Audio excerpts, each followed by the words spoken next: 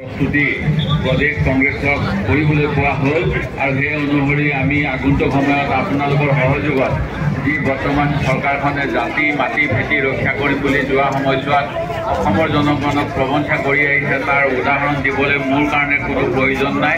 ৰাতিপুৱাৰ বাতৰি কাকতখন মেলিলে আপোনালোকে দেখা পায় কেনেকৈ কোটিৰ পৰিৱৰ্তে 9 বছৰত তেখেতসকলে 1.5 লাখ কোটি টকা অসমীয়া ৰাইজৰ মূৰৰ ওপৰত ঋণৰ বোজা দিছে, যিটো একৈজন ব্যক্তিৰ ওপৰত প্ৰায় 40,000 পৰা 50,000 টকা। জনগোষ্ঠী যিসমূহ জাতি যিসমূহ অসমৰ ব্যক্তি অসমীয়া ব্যক্তিসকলে মাটিৰ অধিকাৰৰ পৰা বঞ্চিত হৈছে, কিন্তু বিদেশী পুঁজিপতি বা আদানী আম্বানী ৰামদেৱ বা অন্যসকলক মাটি দিবলৈ তেখেতসকলে অসমৰ ভূমিপুত্ৰ অসমৰ জনগণক উচ্ছেদ কৰাৰ ব্যৱস্থা কৰিছে। সেই গতিকে এই চৰকাৰখনে মাটিৰ দালালি কৰিছে বুলি ক'লেও ভুল নহয়। আৰু সেই গতিকে যি চৰকাৰখনে নিৰ্বাচনী প্ৰতিশ্ৰুতিসমূহ জুমলা বুলি ক'বলৈ সাহস কৰে, যিটো নিৰ্বাচনৰ আমি খেলোঁ, নিৰ্বাচনত ৰাইজক কিবা এটা প্ৰতিশ্ৰুতি দিওঁ আৰু সেই প্ৰতিশ্ৰুতি যোৱা সময়ছোৱাত কংগ্ৰেছ দলে যেতিয়াই চৰকাৰ গঠন কৰে তেতিয়া ৰূপায়ণ কৰি আহিছে।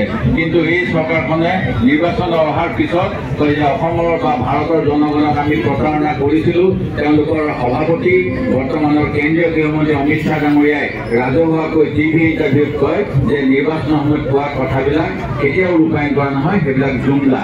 আৰু এই নিৰ্বাচন পঞ্চায়তৰ নিৰ্বাচনত তেওঁলোকে যেনেধৰণে ভয় ভাবুকি প্ৰলোভন আৰু বিভিন্ন ধৰণৰ কুটকৌশল কৰিলে, সেই গোটেইবিলাকে আমাৰ অসমত যেনেদৰে আমি নিৰ্বাচন খেলিব লাগে সেই অনুমতে খেলিবলৈ দিয়া নাই।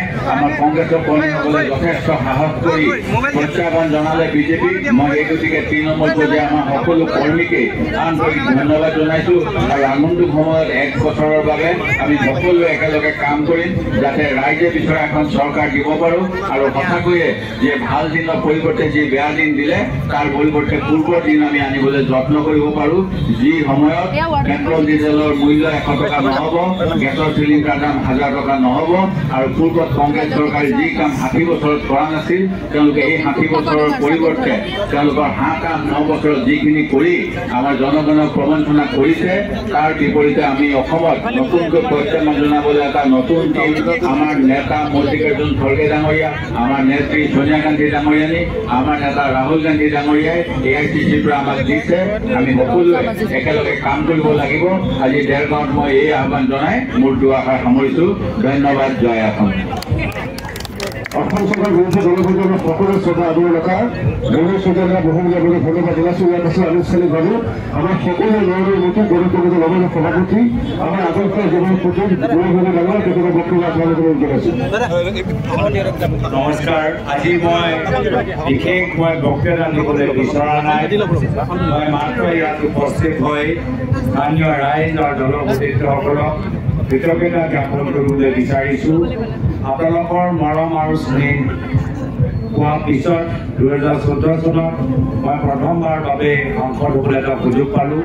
মোৰ ৰাজনৈতিক যাত্ৰা আপোনালোকৰ আশীৰ্বাদৰ পোৱাৰ পিছতে আৰম্ভ হৈছে আৰু সেইকাৰণে গুৱাহাটীৰ ভিতৰত সোমোৱাৰ আগত যি অঞ্চলত য'ৰ পৰা মোৰ ৰাইজে যোৱা 10 বছৰ কংগ্ৰেছৰ সতীৰ্থসকলক ওচৰৰ পৰা লগ পাই সকলোকে আৱৰি ধৰি আগন্তুক দিনত গুৱাহাটীৰ ৰাজীৱ ভৱনত আমি নিজৰ সোমাই তাৰ দায়িত্ব ল'ম।